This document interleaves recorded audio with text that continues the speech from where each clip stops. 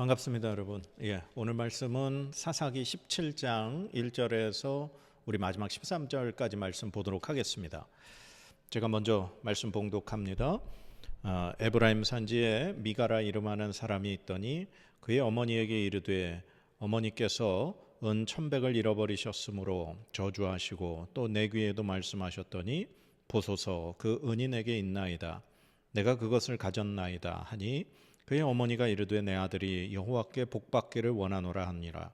미가가 은 1,100을 그의 어머니에게 도로 주매 그의 어머니가 이르되 내가 내 아들을 위하여 한 신상을 새기며 한 신상을 부어 만들기 위해 내 손에서 이 은을 여호와께 거룩히 드리노라. 그러므로 내가 이제 이 은을 내게 도로 주리라. 미가가 그 은을 그의 어머니에게 도로 주었으므로 어머니가 그 은 200을 가져다 은장색에게 주어 한 신상을 새기고 한 신상을 부어 만들었더니 그 신상이 미가의 집에 있더라. 그 사람 미가에게 신당이 있으므로 그가 에봇과 드라빔을 만들고 한 아들을 세워 그의 제사장으로 삼았더라. 그때에는 이스라엘에 왕이 없었으므로 사람마다 자기 소견에 옳은 대로 행하였더라. 유다 가족에 속한 유다 베들레헴에 한 청년이 있었으니 그는 레위인으로서 거기서 거류하였더라. 그 사람이 거주할 곳을 찾고자 하여 그 성읍 유다 베들레헴을 떠나 가다가 에브라임 산지로 가서 미가의 집에 이르매 미가가 그에게 묻되 너는 어디서부터 오느냐 하니 그가 이르되 나는 유다 베들레헴의 레위인으로서 거류할 곳을 찾으러 가노라 하는지라. 미가가 그에게 이르되 네가 나와 함께 거주하며 나를 위하여 아버지와 제사장이 되라. 내가 해마다 은 10과 의복 1벌과 먹을 것을 주리라 하므로 그 레위인이 들어갔더라. 그 레위인이 그 사람과 함께 거주하기를 만족하게 생각했으니 이는 그 청년이 미가의 아들 중 하나같이 됨이라. 미가가 그 레위인을 거룩하게 구별하매 그 청년이 미가의 제사장이 되어 그 집에 있었더라. 이에 미가가 이르되 레위인이 내 제사장이 되었으니 이제 여호와께서 내게 복 주실 줄을 아노라 하니라. 아멘. 우리 지금 말씀을 나누고 있는 성경이 사사기죠. 이제 16장으로 해서 삼손 사사의 이야기는 끝이 납니다. 그리고 이제 17장에 갑자기 미가라고 하는 사람의 이야기가 등장을 하는데요. 이 사사기 17장부터 마지막 장까지는 이 사사기의 에필로그라고 같은 부분이라고 보시면 됩니다. 그동안 사사기에 대해서 하나님이 세우셨던 사사들이 어떤 일을 했는가를 16장까지 다 보여주고 이제 17장은 이제 마지막까지 그 사사기의 내용을 전반적으로 정리하면서 사사기가 어떤 시대였는가를 이제 몇 가지 사건을 통해서 우리에게 보여주시는 거죠. 이 사사기의 에필로그 부분에 왜 이 미가라는 사람이 등장하는가? 이 미가와 오늘 본문에는 그의 어머니 그리고 한 레위인이 등장을 합니다. 3명의 사람이 등장을 하죠. 미가의 어머니에게는 이런 일이 있었습니다. 은 1,100이 있었는데 은 1,100개가 있었는데 그걸 잃어버렸다는 거예요. 그래서 그거를 막 누가 훔쳐갔는지 막 저주하고 그의 아들에게도 막 저주하고 그랬는데 이 미가가 처음에는 어머니에게 그걸 자기가 가져갔다는 얘기를 안 했나 봐요. 그러다가 자신의 어머니에게 어머니가 잃어버렸던 그 은 1,100개를 내가 가지고 있었습니다 하면서 어머니에게 돌려드리죠.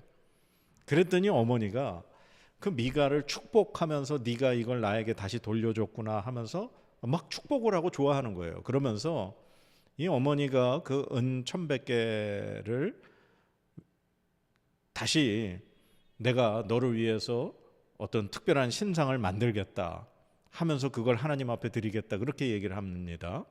이 말을 좀 정확하게 제가 다시 한번 읽어보겠습니다. 3절 말씀입니다.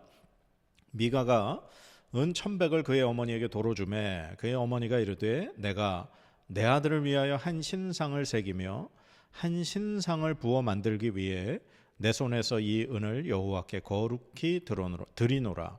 그러므로 내가 이제 이 은을 내게 도로 주리라. 예. 참 희한하죠. 미가의 어머니가 은 잃어버렸다고 막 저주할 때는 언제고, 미가가 그 은을 돌려주니까 막 아들을 축복하고 이걸 하나님 앞에 다시 드리겠다 그러면서 이걸 다시 미가에게 돌려줍니다. 그리고서는 이 어머니가 그 은 200을을 가지고 신상을 새겨 부어 만들어서 미가의 집에 이제 두게 되는 거죠. 그리고 미가는 또 이런 일을 합니다. 자기 집에 신당이 있으니까 에봇 만들고 드라빔을 만들고, 그리고 자기의 아들 중에 한 명의 아들을 제사장으로 세우는 일을 합니다. 지금 여러분들 이 말씀이 우리가 그동안 쭉 창세기부터 봤던 그 말씀, 우리가 율법 부분은 다루지 않았지만 우리가 흔히 알고 있는 지금 그 구약의 율법, 하나님께서 정말 하지 말라고 말씀하신 그것들 중에 모든 것이 지금 여기서 다 진행되고 있음을 우리가 봅니다.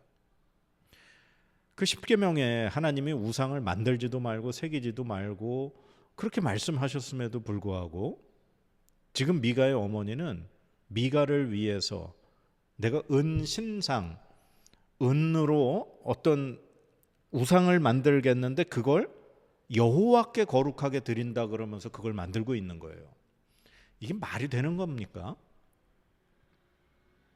하나님 앞에 거룩하게 드린다면서 우상을 만들어요. 말이 안 되죠? 그리고 미가가 자기 집의 신상에다가 에봇과 드라빔을 만들어요.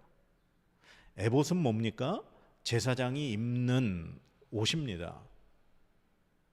드라빔은 뭡니까? 우상입니다. 그리고 자기의 아들을 제사장으로 삼습니다. 제사장은 오직 레위인 중에서, 그 중에서도 아론의 후손들만이 제사장의 직분을 감당할 수 있는 겁니다. 다른 레위인은 그 제사장의 집례를 돕는 그런 일을 할 수 있는 사람인 거죠. 그런데 이 미가는 에브라임 산지에 사는 사람이라 1절에 밝힌 거 보면 그는 레위인이 아닙니다. 에브라임 지파 사람일 가능성이 큰 거죠. 그런데 그가 그의 아들을 그냥 자기의 마음대로 율법과 상관없이, 하나님의 말씀과 상관없이 제사장으로 세웠다는 겁니다. 그리고 마지막에 이제 레위인이 한 명 등장하는데, 이 사람은 유다 베들레헴에 살던 레위인이었습니다. 그런데 그가 살 곳을, 거주할 곳을 찾아 유다 베들레헴을 떠나서 돌아다니다가 에브라임 미가의 집까지 도착을 한 겁니다. 이 레위 지파에게는 하나님이 땅을 주지 않으셨죠. 우리 이 약속의 땅 내러티브라는 지금 이 채널을 우리가 말씀을 이제 나누고 있는데, 하나님이 약속하신 그 가나안 땅을 이스라엘의 12지파에게 나누어 주시면서 레위 지파에게는 땅을 주지 않으셨습니다. 기업을 주지 않으셨습니다. 왜냐하면은 레위 지파의 기업은 하나님이시기 때문에 그 다른 이제 12지파, 즉 요셉의 두 아들이 하나하나의 지파가 되면서 레위인을 빼도 요셉이 2개로 갈라졌으니 12개의 지파가 된 거죠. 그 12개의 지파가 땅을 차지하면서 그 모든 각 지파의 이 레위인들은 흩어져 살면서 48개의 성읍에 거주하며 그렇게 살게 되었던 거죠. 그러면 레위인은 그곳에서 살면서 그곳에서 그냥 어떻게 보면 하나님을 섬기는 일을 해야 되는 게 맞는 겁니다. 그런데 이 오늘 유다 베들레헴에 살던 레위인은 거주할 곳을 찾아 떠나갑니다. 그런데 이 미가를 만나서 미가가 그에게 이렇게 약속을 하죠.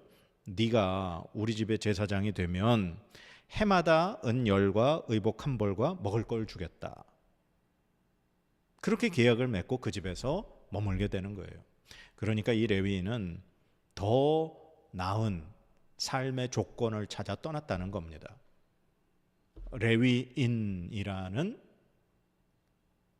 어떤 특별한 자격증을 가지고. 오늘 이 말씀이 이 레위 시대, 사사 시대, 이 사사 시대 전체를 보여주는 말씀입니다. 그래서 17장이 이 사사기의 에필로그라고 제가 말씀을 드린 겁니다. 이 사사시대를 이해하는 단 하나의 말씀을 오늘 성경은 6절에 이렇게 말씀하고 있습니다. 그때에는 이스라엘의 왕이 없었으므로 사람마다 자기 소견에 옳은 대로 행하였더라. 아멘. 예. 사사시대는 다 자기 소견에 옳은 대로 행한 시대였습니다. 그런데 더 무서운 건 뭔지 아십니까? 이 사람들이 미가의 어머니도 그렇고 미가도 그렇고 레위인도 그렇고 나쁜 사람이 아니라는 겁니다. 악한 마음을 가지고 그런 게 아니라는 거예요. 미가의 어머니가 그 자기가 잃어버렸다가 아들에게 다시 돌려받은 그 은을 하나님 앞에 거룩하게 드린다고 말합니다. 그러니 어떻게 보면 이 미가의 어머니는 자기가 지금 하는 행위가 하나님을 위하는, 하나님을 잘 섬기는 일이라고 생각하는 거예요. 그런데 하나님을 섬긴다고 하는 사람이 은으로 한 신상을 새겨 부어 만듭니다. 십계명에 절대로 하나님이 금하신 그것을 하는 거죠. 미가는 그 유다 베들레헴에서 온 그 레위인 그 사람을 자기 집안의 제사장으로 삼죠. 그러면서 미가는 이런 말을 합니다. 마지막 13절에 이에 미가가 이르되 레위인이 내 제사장이 되었으니 이제 여호와께서 내게 복 주실 줄을 아노라 하니라. 자기가 그 레위인을 자기 집에 이제 데리고 와서 자기 집의 제사장으로 삼았으니 이제 하나님이 우리 집을 복 주실 거다라고 믿었다는 겁니다. 하나님 앞에 복 받는 비결이 이런 것일 거라고 자기가 스스로 판단하고 생각했던 거죠.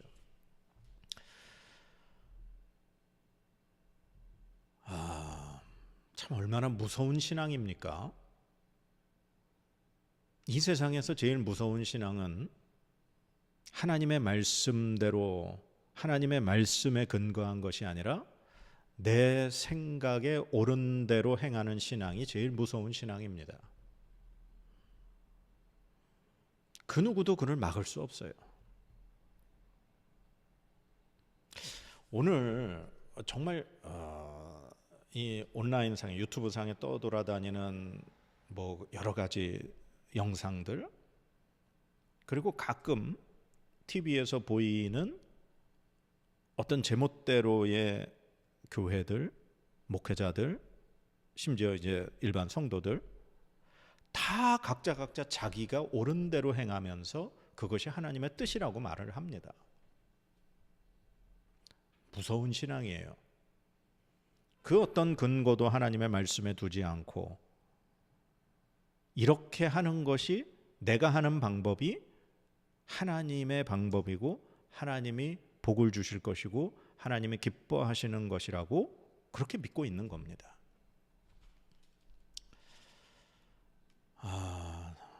저도 이 말씀을 지금 전하면서 같이 이 말씀을 이제 보고 나누면서 물론 제가 100%의 정답이라고는 절대 말할 수 없습니다.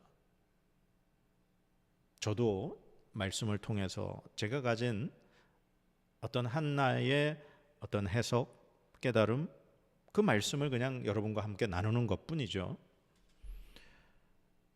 그런데 말씀에 기초하지 않고 자기의 경험, 자기의 생각, 그런 것을 가지고 이게 하나님의 뜻이다라고 말하는 사람들이 참 너무 많다는 겁니다.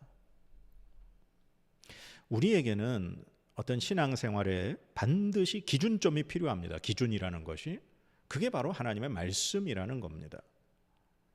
말씀이 기준이 되지 않고 말씀이 이 표준이 되지 않으면 우리의 신앙은 어디로 갈지 모르는 그러한 정말 길을 잃어버리게 되는 신앙에 빠지게 되는 겁니다.